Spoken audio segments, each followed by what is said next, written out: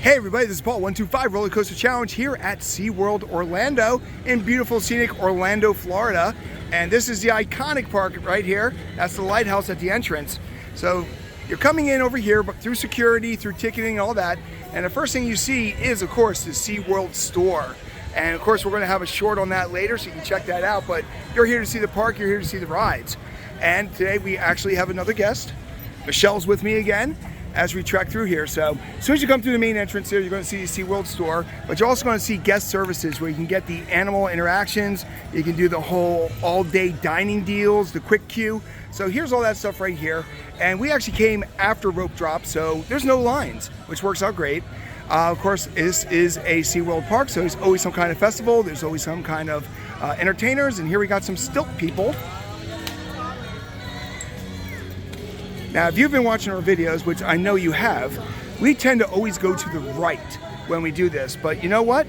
We're going to change it up a bit and we're going to go to the left because there's a lot of the coasters and a lot of the rides are over to the left. And if you're on a channel, it's 125 Roller Coaster, we kind of think you want to see that stuff. But here you go. This is pretty much the main queue where you can go left or right. And this is their iconic sign, SeaWorld Orlando. And right next to guest services, you also have your stroller and wheelchair rentals. Now, one of the most iconic rides at this park is the flying coaster, Manta, which is a B&M flying coaster. And one of the things that really makes this ride special is how it interacts with pretty much the whole terrain. If you look at the track here, you're flying over wood, woods and stuff. You also know about the iconic turn where the splash basically shoots out as you whip by. Right there are the splash cannons. So once you hit that area, you're going to hit the splash, you're going to fly everywhere. It is by far the best B&M flying coaster I have ever ridden, but I have never done Tatsu yet. So I can't say it's the best I've ever ridden. But the other thing too, just like the Busch Gardens parks, and if you watched our Tampa one, and the Williamsburg, you know that the one thing about the SeaWorld parks, the Busch Garden parks, is their detail and the beauty of the parks. So if you look at this is basically, they did not need to do a waterfall. They built in a waterfall just for this ride. They've done so many different things that other parks, especially in Cedar Fair and Six Flags, they just don't take the detail. And I actually like it better than Disney. Disney kind of has more of a fake facade type feel to it, while this is actually just natural beauty. The trees, the plants, the water, the falls, everything is more natural than what you get at Disney. Now the other thing you see too is, just like at Busch Gardens, they also have a lot of flamingos. Now this is not as great of a area as the Busch Gardens Tampa ones, but you got it. I just want you to, you're pointing at the fence. Oh, okay. You can't see them. You gotta look in your viewers. So, and you look here though. Now, once again, I mentioned the Busch Gardens Tampa that we literally, the reason why they are the color they are is because of the food they eat, not actually their natural color. Their natural color is actually white. So, all right, so let's come over here. Now, right here you see Manta going up the hill. And you know what? This is a pretty quick ride, so we want to get the iconic part of Manta. I know you're here to see the Explorer and the entire park, but this is really an iconic ride for the park, and we want to make sure that you can actually see the entire splashdown. Now, one more time, this is at SeaWorld Orlando, and the one thing you definitely got to realize about these parks, and the things that I really love about this park is it is part of the Universal area. It's Disney, but this park just has a totally different feel than the other quote-unquote theme parks in the area. This is a theme park. It does have a theme, SeaWorld. However, it's not a Disney type theme of Aladdin World or Cinderella's Castle and stuff like that. All right, here comes Manta.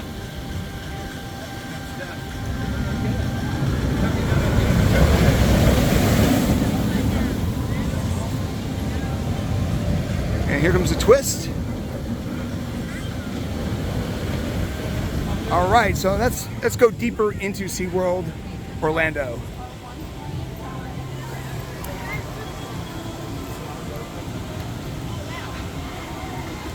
Yep. Now, when you get over by Manta, they really hype up the Manta section. And Manta is actually one of the few rides I actually grade out on. The pretzel loop is pretty iconic and kind of crazy. But as soon as you get into the park and you make the left, you actually come to the Manta area here. And like I said, this is one of the best signs I've ever seen. Very impressed with the sign and everything that goes along with it. Now we're going to walk around this area here. Now the one thing about the SeaWorld is there's actually an inner loop and an outer loop, and we're going to take the outer loop just because of the fact that we can always come back the inner loop. Now if you like Build-A-Bears, there's a Build-A-Bear right here next. And the fact that we are walking around in shorts and in almost 90-degree weather, it kind of makes me wish I got a one-trip ticket and not have to go back to Philly in 3 days. So we're walking along the side here. Yet again, every path, there's plenty of shade because this is Florida, and you know, it gets hot. So they're smart with all the different palm trees and shade trees. Now we are in the heart of Orlando. If you look over the fence, you can actually see hotels and everything goes with the touristy aspect of things. But right here, you actually get a good view of the dolphins. There's one right down there from us. There's a couple over there that are breaching. There's one that's literally like sitting up there just staring at everybody. But, all right, so now we're going to head out. Now we are technically still in the Key West section of the park. And just like the Busch Garden parks, if you listen to those Explore videos, you're actually going to see a lot of music for the different sections. So here's an overlook so you can see the dolphins better.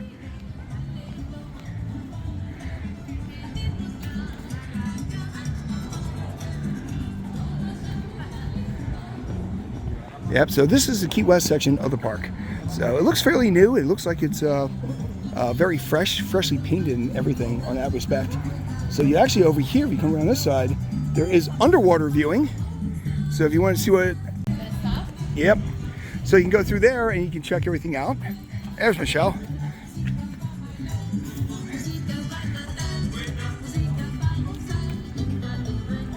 So we're going to head over here more towards the center section there. Now they do have the dolphin shows at 10:30, 1, 3, and 5. So there's a lot of different shows where you're going to learn a lot about each of the different animals and such. Now right here we found Trek Treasures, which is a turtle themed store, which of course people love turtles. They really do love turtles. I like turtles.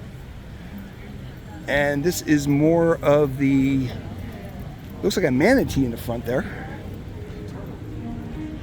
And this is the SeaWorld Rescue Center. So this is actually pretty much the main part of SeaWorld, is they are there to educate you so you enjoy the animals that they have saved.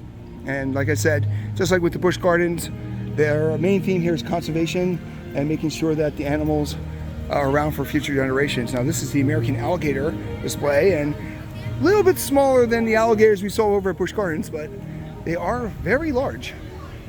I still don't want to mess with them. And yet again, they're very close. But they do have, keep your coins out of here. So I guess don't throw your pennies in here. You can tell they're rescues. This guy's got one. Oh, he was closed. It was in the sun. Yep. Never mind.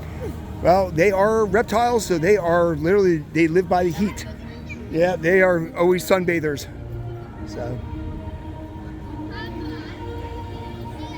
Now there are so many alligators in there. And they like find, you know, he might be a native lizard. He might not be part of the display. Or he might be. It might be very interactive. So. Yet again, you hear the soundtrack, which is just, I always love it with the parks, how they have different sections and stuff like that. Now, we are 125 Roller Coaster Challenge. If you like what we do, please make sure you like and subscribe to the channel. We're doing 50 roller coasters, well actually not roller coasters, 50 amusement parks this year. This is our 4th park of the year, and we wanted to make sure you don't miss anything. So definitely make sure you like and subscribe so you don't miss any future things.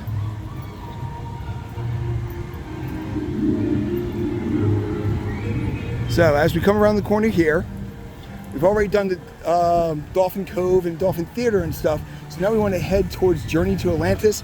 And one of the other roller coasters here, which is Kraken, which you see right in front of you there. So, you saw that splash? You see this? This is a water coaster, so it actually counts as a coaster credit because it is part roller coaster, part log flume, and that is Journey to Atlantis. So as you walk around this area here, it is very unique because usually you have the whole water coaster debate, and water coasters are completely different. Water coasters are basically water slides that also go up. And oh, there's the other side of the Dolphin show. So when you have a water coaster, they have jets that actually shoot you up and down the track. Well, when it comes to a water coaster, you are literally, this is the water side of it, but after you go up that second section there, you are actually riding a roller coaster in the back where it's actually tracked. And yet again, the theming on this is great. And this is one of the only ones around that kind of do this. Now, if you look at the trains, for lack of a better word, the train boat, beautifully colored. And I know they recently just opened this again because they kind of shut water rides down in January and February. So this is a ride where you will get wet. But the theming is fantastic. It is a must ride while you're here. And these are the water jets, so you can squirt people if you really want to be a jerk. Yeah, and they take credit cards. So in the old days, you used to actually have to have change. Now you can actually just max out your Visa card by drenching people and making a lot of enemies. So now, for perspective, over there, that's the inside track. So right there, that is Manta, right there. There they go again. But you will get wet, so there's no way that you're not going to get wet on that ride. Now, the other thing is the Journey to Atlantis is right here. However, there is a small aquarium in the gift shop there, and we actually have a video of that from last year. So definitely check back on our SeaWorld Orlando playlist, and you can actually check out that aquarium. As we walk over here, we're going to go to probably the best floorless coaster that we have ever ridden over pretty much anywhere, and that is Kraken. So if you're not familiar, B&M has coasters. We took some photos of Kumba yesterday. Now, Kumba is the same type of coaster as this. However, this ride has a track that you actually sit on. So think of it like you're sitting on bar stools. And yet again, they have a gift shop right here. And the theming, yet again, the Kraken theme is definitely simply beautiful. And right here is the main dive of Kraken. And we do have a Kraken going up the lift hill right now. So we're actually capture it diving down around the fence. Now in the backdrop there's another coaster. That is their hyper coaster called Mako, which is by far the best B&M hyper coaster we've ever ridden. Now Kraken is a little rougher before. Hopefully it's not as bad as it was last year because it did vibrate a lot. It had the famous B&M rattle. Right there is Mako doing the turnaround. But in a second we're going to have Kraken go flying by. And this section is kind of a dead end. So once we get here, we actually have to backtrack a little bit there, and we're going to be going through the Antarctic section of the park. So, but yet again, if you look, the facade of the ride is just newly painted. I think they painted it last year. It's just a really good setup there. And you can hear people screaming everywhere because you actually have a couple different coasters going in the same area here. The one thing about Kraken is this is actually the final part. So even though we saw it going through there it comes. We do have Kraken coming by. There's Kraken. All right, so now we're going to backtrack a little bit and we're going to go through the Antarctic section. And you know what's in Antarctica, right? Penguins. A lot of penguins. There's a lot of penguins. So if you're a penguin fan, this is the part you want to go. Now to show you how big Manta is, we've been walking around and Manta is still right over the hill there. So Manta is mammoth. And there's a lot of people screaming going down the Journey to Atlantis. So we're going to go to Greetings from the Bottom of the World. And by the way, there is a lot of food stands. This is the High Seas Market, which has your common thing, mostly drinks. more of a drink stand. Because even though we are going into the Antarctic, guess what? It is really warm. So they talk about the polar ice caps melting. I believe it. So now though, there's stroller parking here, and there's a big exhibit here, the Glacial Connections. So, and it actually is a little bit of a cool area here. So now we're going to go through Glacial Connections. We'll do a short on that, and then we will do a short on the exhibit later on. So this is the walkthrough. So we're kind of giving you an idea of the ambiance and stuff, but there will be other videos where you'll get more in depth in everything here. There's a South Pole Beverages, big penguin exhibit there. And even though we're in the middle of the Antarctic, you still hear people screaming at Manta.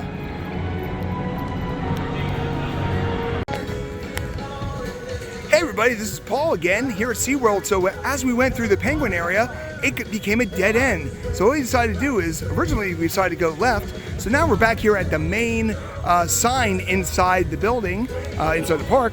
And we're gonna go, like we always do, we're going back right again. And here are two of our entertainers on stilts. Like cyborgs almost, but here is the SeaWorld's rescue store. So this is where you get all your merchandise there, and you know all the money is going to go to the different animals that they take care of.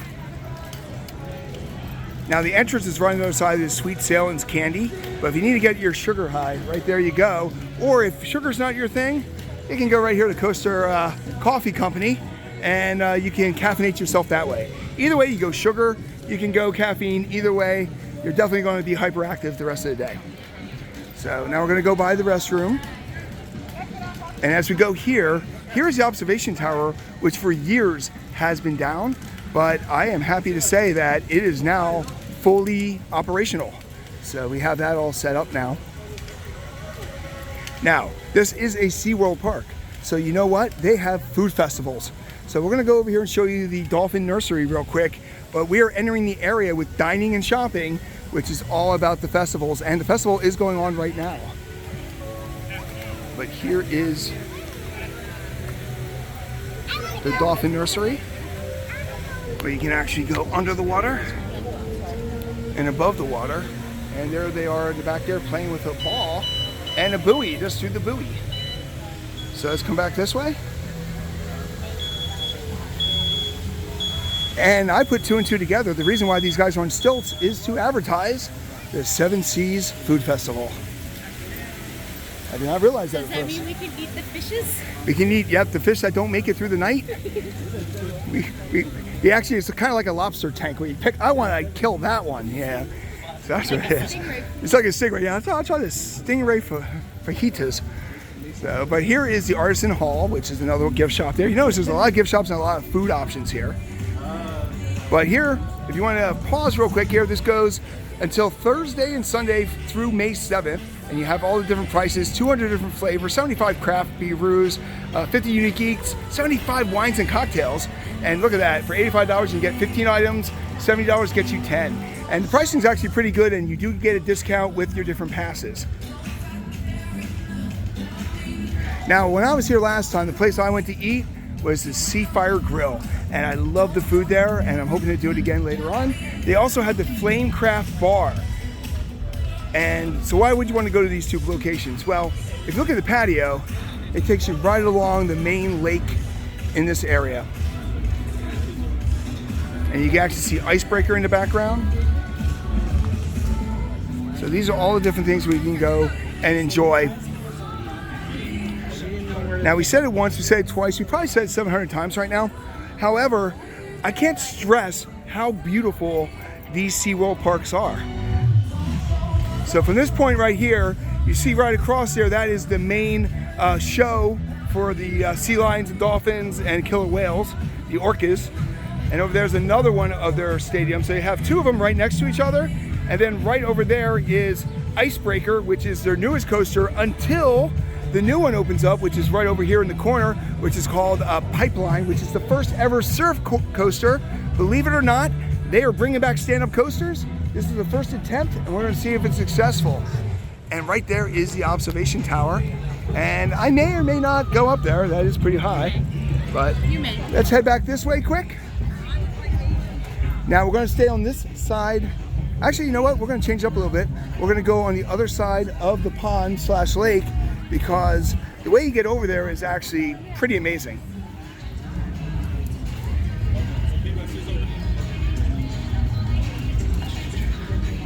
Now this is the main restaurant section here that would take you out there towards Mako, but we're going to go across the, for lack of a better word, a boardwalk. They actually have a giant boardwalk that you want to go across.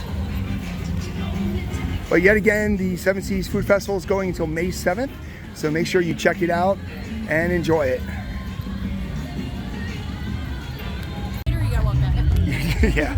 All right, so over here, we are right there against the observation tower. And if you look over here, there's Smugglers, where you have your drink cups and you get, well, you know what? They've got wines and 2 hearted IPAs and strawberry lemonade glade.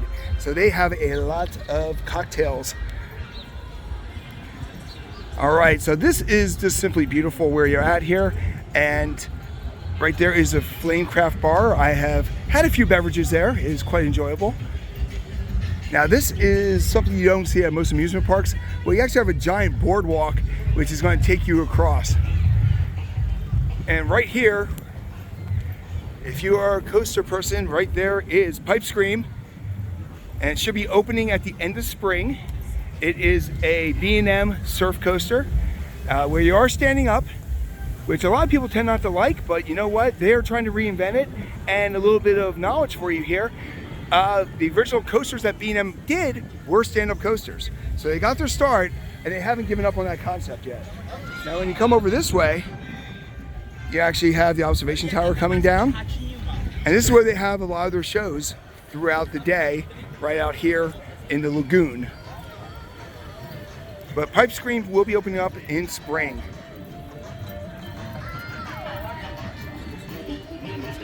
Now as you come over here, one of their main shows is the Orchid Show, and that is right in front of us here. And we are literally on a floating dock, if you're curious. And we're heading out from the floating dock. It bounces. So, and then also right here, this is where a lot of the pyrotechnics for the shows that shoot over this way are. So that big tall one over there, that is Mako. That's where we're going to be ending. That is Mako going by right now. And we are going to be ending our tour at Mako.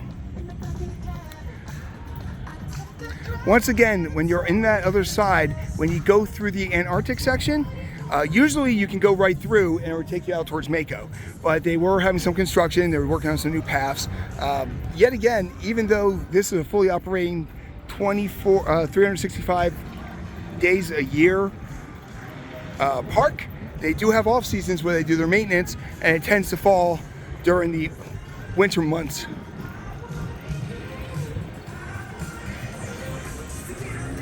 Now that coaster that we see right in front of us here, that was their new for last year, which is Icebreaker. Now the one thing with the Busch Garden parks, they have been adding major attractions almost every year. They said they were going to do that around 2019, and there's a little bit of a suspension, of course, with 2020, 2021 due to the pandemic.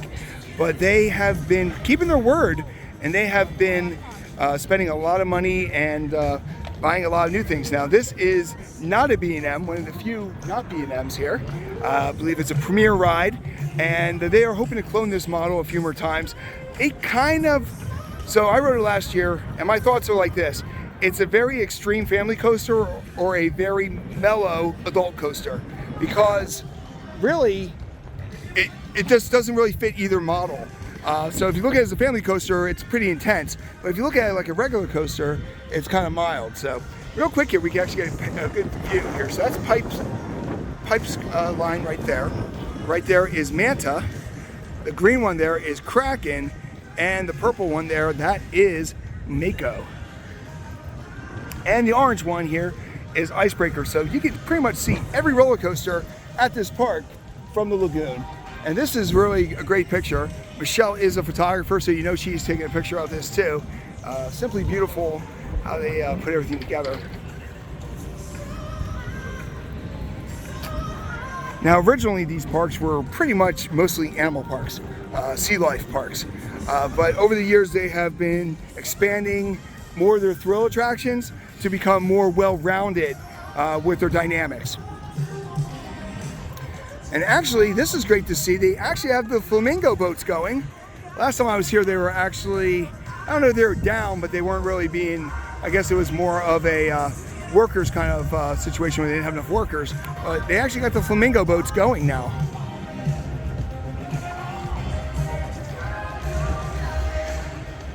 Now we're back on dry land. We just did this entire boardwalk section. So now we're back on dry land and we're heading on the other side of the lagoon. I was calling it a pond, I was calling it a lake, but I now remember they call it a lagoon. And you know what? Lagoons, this sounds a lot more fun. So this is the Orchid Encounter, which you actually have 2 shows a day. You have one in the beginning of the day, around noon, then you have the other one at 8:30. Now as you come over this way, so that is the main stadium for the orchid show, which are also killer whales.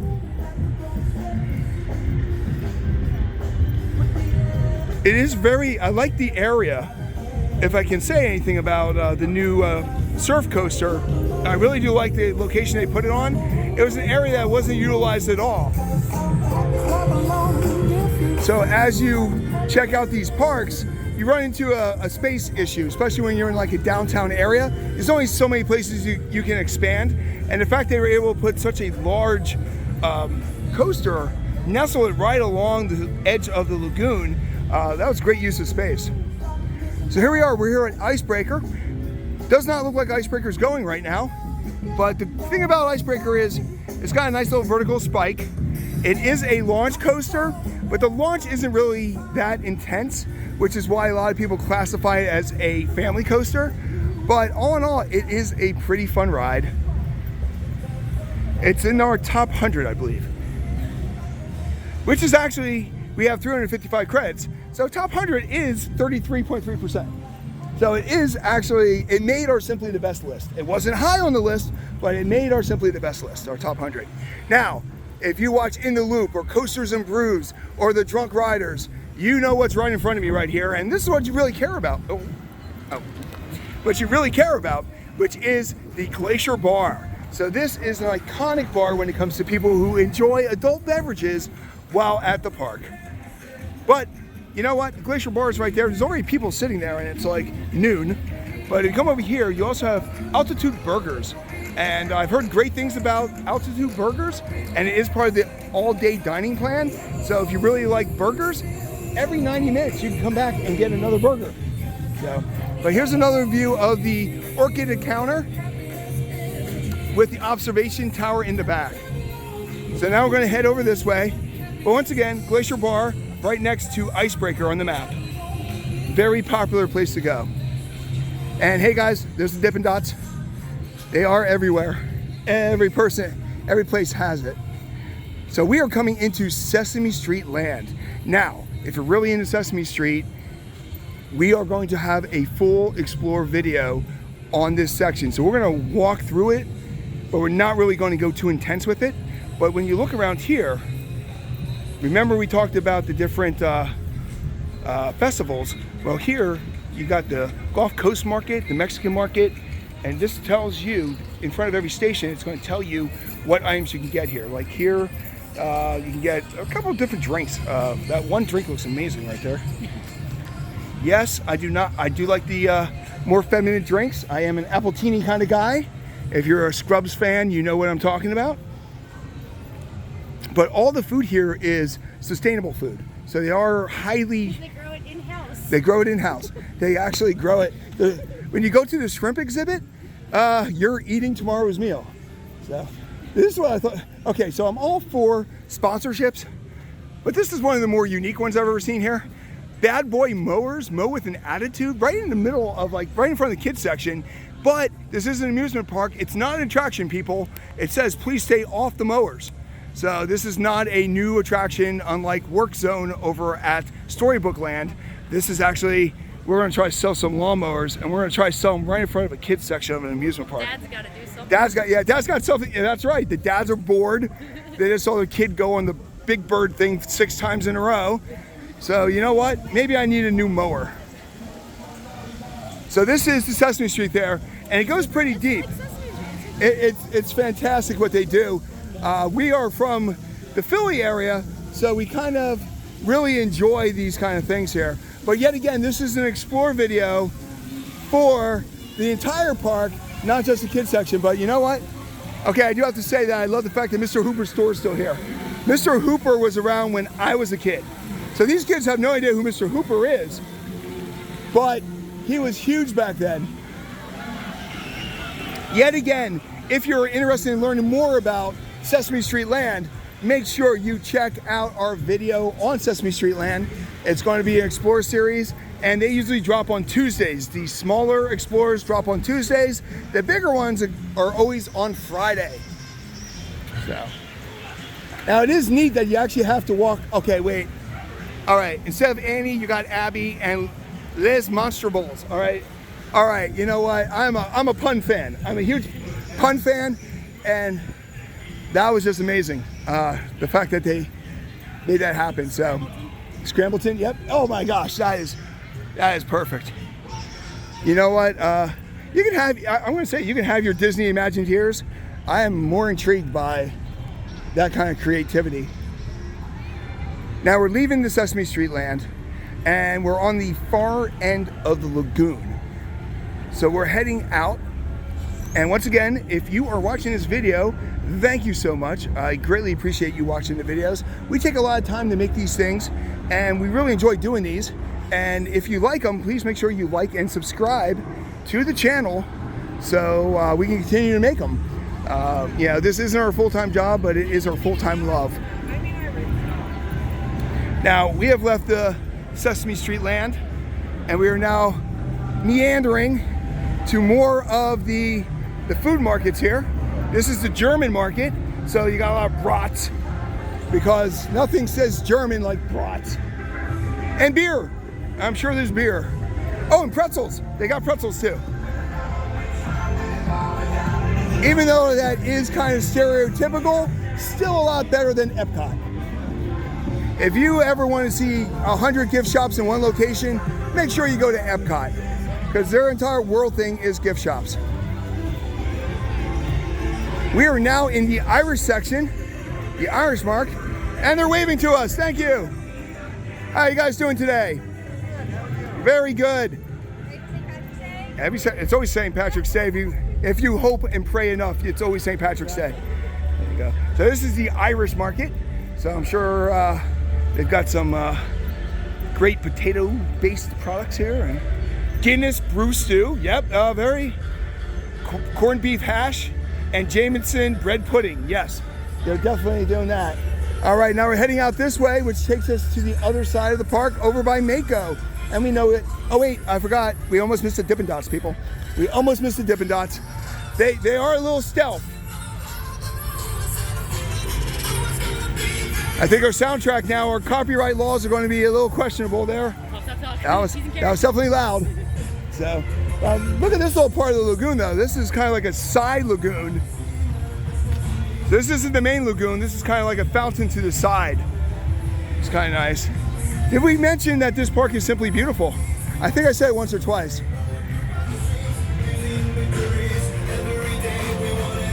Now, one of the newer attractions that came in a couple years ago is Infinity Falls. And this is one of the newest shoot-to-shoots that they actually have built. And there's also a waterway grill back here, which is another great place to eat.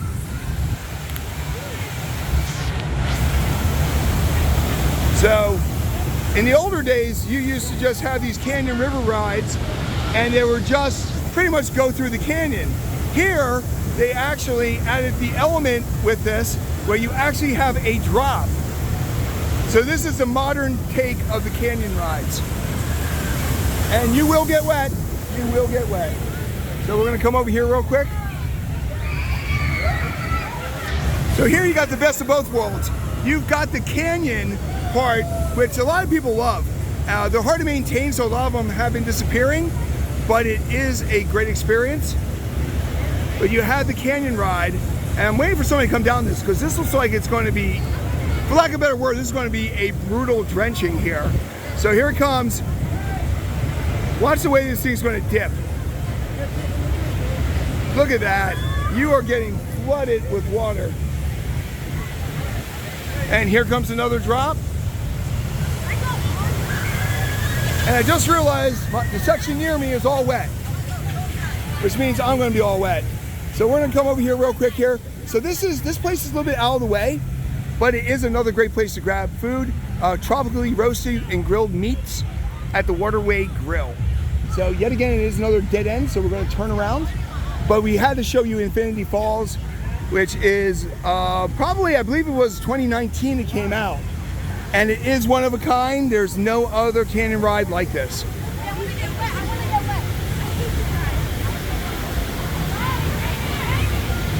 So we came from that direction. That takes us to Sesame.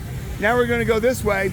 And now we're at the White Water Supply, which they usually have for a lot of these water rides where you can get boat shoes and things like that. Now we're in the Asian market section of the Seven Seas.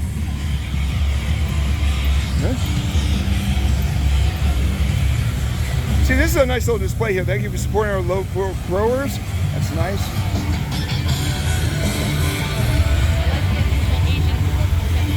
Yep. Deep fried dumplings. They actually sound good. And now we're heading to the Brazilian market. So yet again, this is going on Thursday through Sunday until May 7th. So, and it's reasonably priced. If you are somebody who likes to try different foods, you got to try it. It's just so many different options you have, and the price is right. So here we are at the Brazilian market.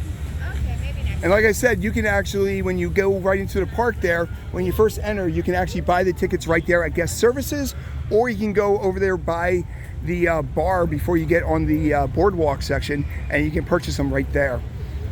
So if you're planning on being, especially if you're local, these are not one-day tickets. You can actually come back and come back and come back. So now here's another show. Now, the one thing I'm really happy about is last time I was here was 2022, and there was not many shows.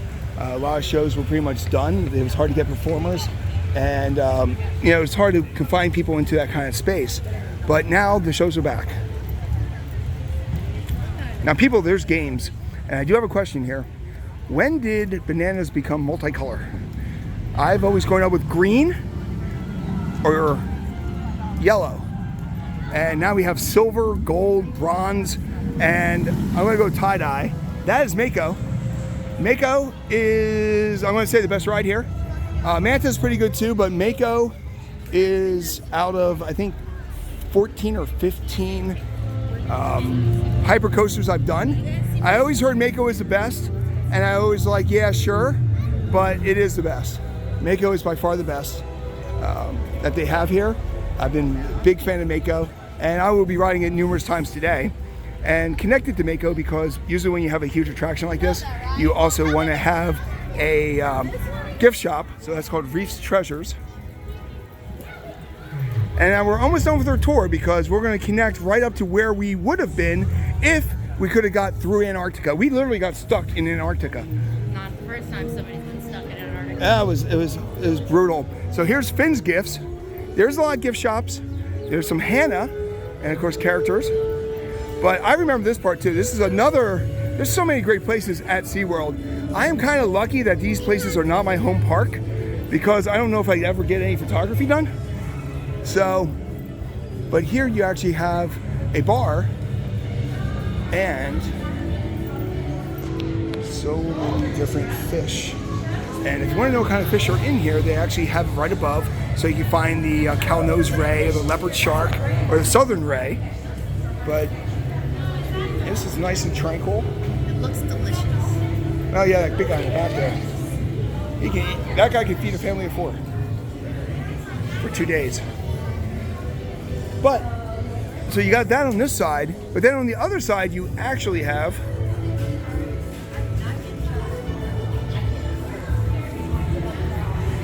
a totally different group on this side. Spotted bamboo shark, a lot of rays, And then right over here is the bar at Shark's Underwood Grill. And that's an upcharge. That's one of the higher end places to eat and drink. So if you're looking for a higher end experience here at SeaWorld, that is where you would like to go. And because they have a festival all the time, they actually have a stage right out front of the bar.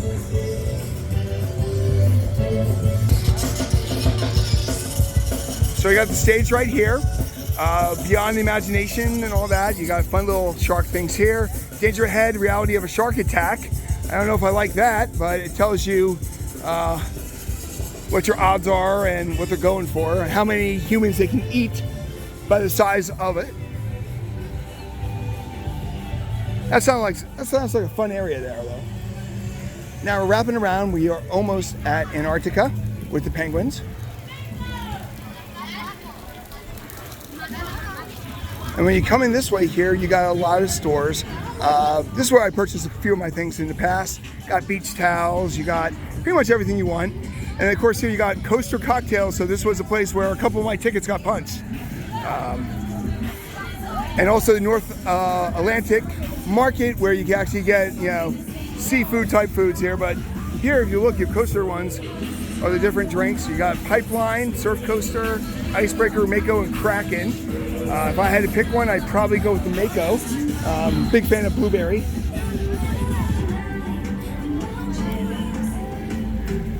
So this is the North Atlantic Market.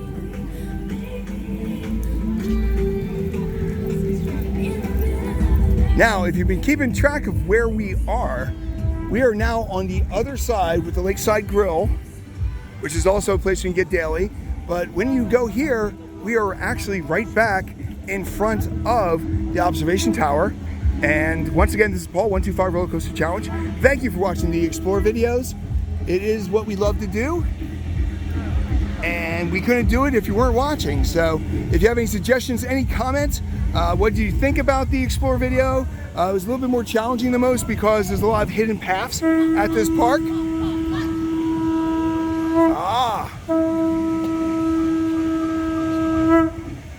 So you actually have conch shell, you have con calls.